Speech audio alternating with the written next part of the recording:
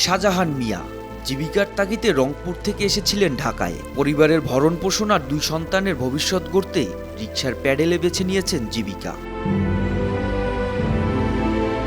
প্রচণ্ড গরমে যাত্রী নিয়ে এক স্থান থেকে অন্য স্থানে পৌঁছে দেয় তার প্রতিদিনের কাজ। দিনে 800 থেকে 1200 টাকার মতো আয় হচ্ছে বর্তমানে।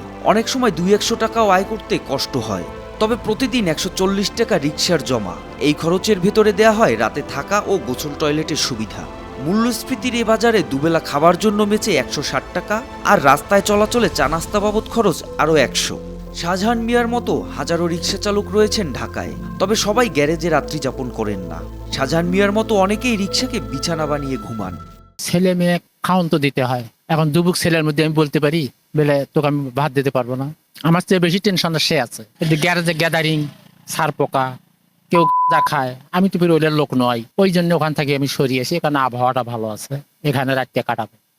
দেশের বিভিন্ন অঞ্চল থেকে জীবিকার তাগিদে ঢাকায় আসেন নানা বয়সী মানুষ। পরিবারের ভরণ পোষণে 3 চাকার এই বাহনকে বেছে নিতে হয় অনেকের। সানবিট সব দিবে সামাল। সানবিট ম্যাজিক প্রেস ডিশওয়াশিং এর মাথা ঘোরানো সলিউশন। ঢাকার গ্যারেজ মালিকদের কাছে রিকশা ভাড়াও একই খরচে আশ্রয় পাওয়ায় চালকদের জীবন ধারণের খরচ অনেকটাই কম। খরচ বাঁচিয়ে পরিবারের ভরণ পোষণ ও সন্তানদের ভবিষ্যৎ গড়ায় স্বপ্নে বিভোর এসব মানুষ। ওই জন্য কষ্ট করে এক চোখ দিয়ে খাই আর এক চোখ দিয়ে উপরের দিকে তাকাই।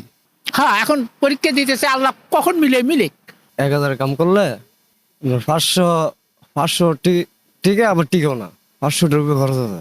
তবে গ্যারেজে থাকা নিয়ে রয়েছে সারপোকার যন্ত্রণা। তাই মতিঝিলের বলাকা চত্বরে এভাবেই সারিবদ্ধভাবে রিকশাকে বিছানা বানিয়ে ঘুমান চালকরা। ঝড় বৃষ্টি সহ প্রাকৃতিক দুর্যোগে আশ্রয় নেন মেট্রো রেল লাইনের নিচে অথবা বড় কোনো ভবনের বারান্দায়।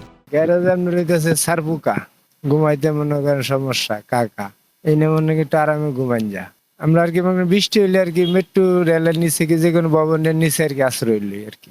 এই ছাড়া তো আর কোনো উপায় নেই, এনে তার আঙ্গরে কেউ দেখবো না।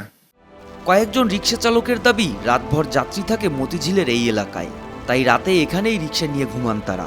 ভোর রাতে যাত্রী নিয়ে পৌঁছে দেন বিভিন্ন গন্তব্যে।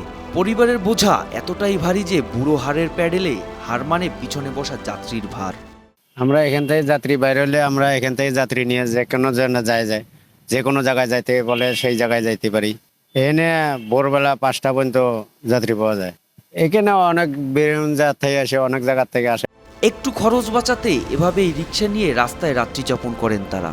প্রাকৃতির সকল নিষ্ঠুরতা সহ্য করে ক্লান্তহীন এই মানুষগুলো এভাবেই ঘাম জড়ানো অর্থ বাঁচিয়ে হাসি ফোটান পরিবারের সদস্যদের মুখে। পরিবারের মুখে দুবেলা খাবার তুলে দেওয়ার জন্য এই শ্রমজীবী মানুষগুলো মাথার ঘাম পায়ে ফেলে উপার্জন করেন অর্থ।